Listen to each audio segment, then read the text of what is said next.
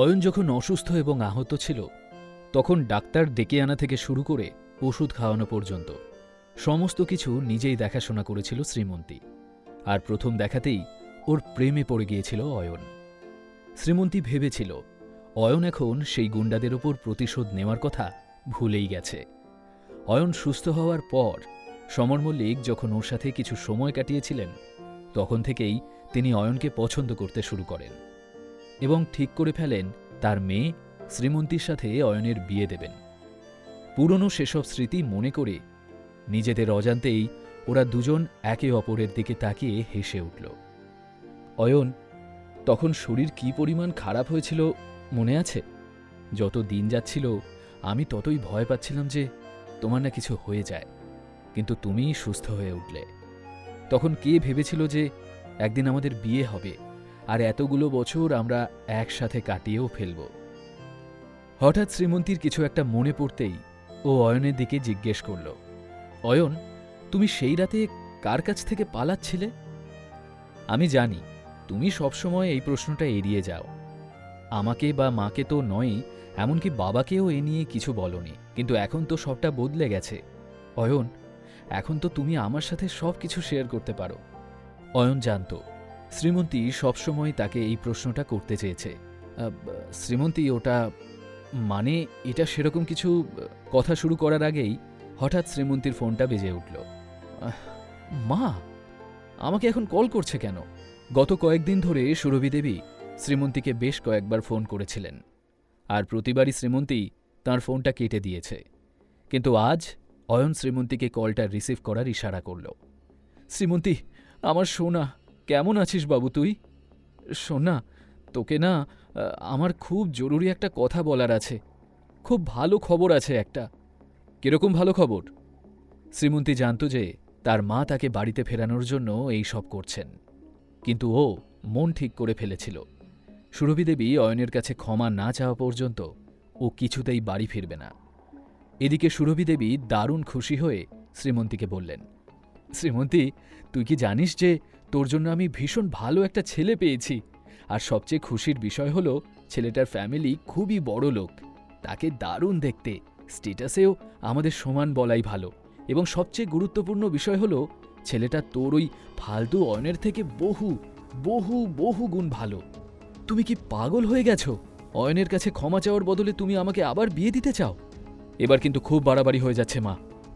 শ্রীমন্তীর মুখ দেখেই অয়ন বুঝতে পারল সুরভি দেবী শ্রীমন্তীকে কি বলেছেন।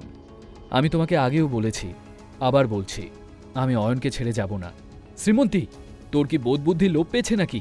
ওই অকর্মণ্য ফালতু ছেলেটার মধ্যে কি আছে? না সে তোকে ভালো লাইফস্টাইল দিতে পারে, না কোনো সুখ দিতে পারে। ওর না আছে টাকা, না নাম, কিছুই নেই, কিচ্ছু না। ও জাস্ট একটা নোবডি। আর ওর জন্যে তুই আমার সাথে এরকম একগুঁয়েমি করছিস? করছি কারণ তুমি বুঝতেই পারছো না যে আমার ওকে ভালো লাগে, আর ও আমাকে যথেষ্ট যত্ন করে, আগলে রাখে। এই বিয়েতে আমি খুব খুশি, ব্যাস, আর কোনো কথা শুনতে চাই না আমি। শ্রীমন্তীর কথাগুলো শুনে অয়নের মন নরম হয়ে গেল হঠাৎ। আজকাল শ্রীমন্তী সব বিষয়ে অয়নের পাশে দাঁড়াত, আজও তার অন্যথা হল না, আর এটাই অয়নকে খুব স্বস্তি দিল। তুই কি পাগল হয়ে গেছিস নাকি শ্রীমন্তী? খুশি দিয়ে কি পেট ভরে? ওই অয়ন তোকে আর কি দিতে পারবে সারা জীবন? কিচ্ছু না। তুই কি জানিস তোর বিয়ে দেওয়ার জন্য আমি কাকে বেছেছি? এবার শ্রীমন্তীর ধৈর্য ফুরিয়ে গেল। আমি জানতে চাই না মা। তাহলে শোন, ওই ছেলেটির নাম রাতুল সামন্ত। বাইরে গিয়ে একবার ছেলেটির নামে খোঁজ খবর নিলেই বুঝে যাবি সে কে। সম্পর্কে ও বিপ্লব সামন্তের ভাইপো। শুধু তাই নয়, আজ বাদে কাল ও সানরাইজ টাওয়ারও দেখবে। আমার কথা শোন মা, ঠান্ডা মাথায় ভাব। রাতুলকে বিয়ে করলে তোর জীবনটা অন্যরকম হয়ে যাবে। মা, তোমার ফালতু কথাগুলো বলা হয়ে গেছে। কি বলতে চাইছিস তুই? আমার কথাগুলো এখন ফালতু মনে হচ্ছে? মা, আমি আবারও পরিষ্কার বলছি, আমার আর ভালো লাগছে না এসব। তোমার বাজে কথা শেষ হলে আমি রাখছি। শুধু শ্রীমন্তীই জানে ও কিভাবে সুরভি দেবীকে থামাতে চাইছিল প্রাণপণে। নির্লজ্জ মেয়ে একটা!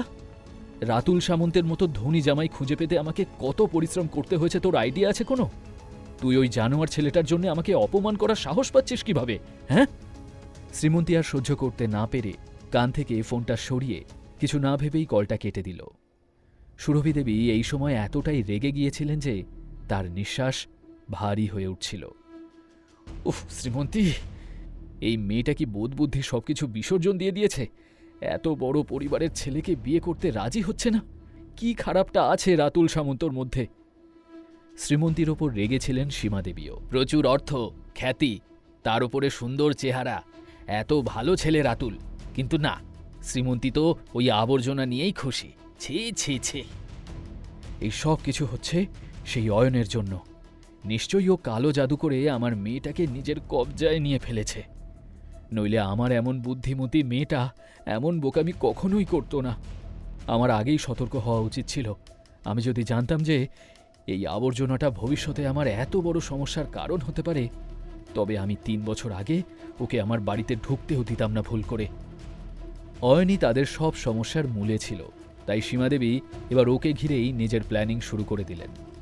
কিছুক্ষণ চিন্তা করার পর সীমাদেবীর চোখ জলজল করে উঠল আনন্দে। বৌদি, তুমি ঠিকই বলেছ। আমাদের এমন কিছু করতে হবে যাতে শ্রীমন্তী নিজেই রাতুল সামন্তর সাথে দেখা করতে রাজি হয়। তাহলেই অয়নকেও আমাদের জীবন থেকে বের করে দেওয়া যাবে সহজে। আর অয়ন একবার বেরিয়ে গেলে শ্রীমন্তীর দ্বিতীয় বিয়েতেও আর কোনো বাধা থাকবে না। কিন্তু কিভাবে সেটা হবে দিদি? শ্রীমন্তী নিজেই তো রাজি নয় আসার জন্যে। বৌদি, শ্রীমন্তী ফেরার জন্য কি শর্ত দিয়েছে? ব্যাপারটা তো সোজা। শ্রীমন্তীকে যদি ফেরত আনতে হয়, তাহলে তার দেওয়া শর্ত পূরণ করতে হবে। সীমাদেবী খুব অদ্ভুতভাবে এই কথাটা বললেন। তিনি সুরভি দেবীকে এমনভাবে বোঝাচ্ছিলেন যেন সুরভি দেবী একটা সহজ কথা বুঝতে চাইছেন না। তাই সীমাদেবীর কথা শুনে সুরভি দেবী রেগে গেলেন। ফিরে আসার জন্য একটাই শর্ত রেখেছিল শ্রীমন্তী, আর সেটা ছিল সুরভি দেবীকে নিজে গিয়ে ওনার অকর্মণ্য জামাই অয়নের কাছে ক্ষমা চাইতে হবে। শ্রীমন্তীর কথাগুলো মনে পড়তেই সুরভি দেবীর চোখ রাগে লাল হয়ে গেল। দিদি, তুমিও কি শ্রীমন্তীর মতো পাগল হয়ে গেছ? তোমার কি মনে হয় আমি সেই ফালতু ডাস্টবিনটার কাছে ক্ষমা চাইব? কোনো উপায় না থাকলে আমি মরে যাব, কিন্তু ওর কাছে আমি কোনো দিন ক্ষমা চাইব না। সুরভি দেবী নিজের সিদ্ধান্তে অনড় ছিলেন। এখনো পর্যন্ত সীমাদেবীর মুখে যে মৃদু হাসিটা ছিল, তা কিন্তু এবার ঘৃণাতে পরিণত হয়েছে। বৌদি, তুমি কি ভুলে যাচ্ছ যে আমাদের কাছে এখনও রাতুল সামন্তর সেই লিমিটলেস ব্ল্যাক ক্রেডিট কার্ডটা আছে? শ্রীমন্তী যদি কাল পর্যন্ত ওর বাড়িতে না যায়, তাহলে আমাদের 50 কোটি টাকা যে জলে চলে যাবে, সে কথা ভাবতে পারছো? বুঝতে পারছো কত বড় ক্ষতি হবে আমাদের? 50 কোটির কথা শোনার পরও সুরভি দেবীর মুখে কোনো পরিবর্তন আসে না। তিনি একবারের জন্য 50 কোটি টাকা ছেড়ে দেওয়ার সিদ্ধান্তও নিয়ে ফেলেছিলেন। অয়নের কাছে মাথা নত করার চেয়ে সেটা অন্তত ভালো বলে মনে হলো তাঁর। অয়নের প্রতি ওনার ঘৃণা যে কতটা, তা তিনি বলে বোঝাতে পারবেন না কাউকে। দিদি, আমরা এখন ওই limitless black credit card Ratul সামন্তকে ফেরত দিয়ে দিতে পারি। ওটা কোনো বড় ব্যাপার নয়। কোনো চুক্তি তো হয়নি এখনো যে বিয়ে দিতেই হবে শ্রীমন্তীকে। সুরভি দেবীর এই কথা শুনে সীমাদেবী আরও রেগে গেলেন। তোমাকে কে বলেছে যে কোনো চুক্তি হয়নি? আর যাই হোক, কোনো চুক্তির দরকারটাই বা কি? আমি কিন্তু চাইলেই যে কোনো দিন তোমার গোপন কথা পুরো শহরে ছড়িয়ে দিতে পারি। এবার কি করবেন সুরভি দেবী? তিনি কি বাধ্য হবেন অয়নের কাছে ক্ষমা চাইতে? জানতে হলে শুনতে থাকুন এই গল্পটি শুধুমাত্র পকেট এফএমে। লিঙ্কটি রয়েছে ডেসক্রিপশনে।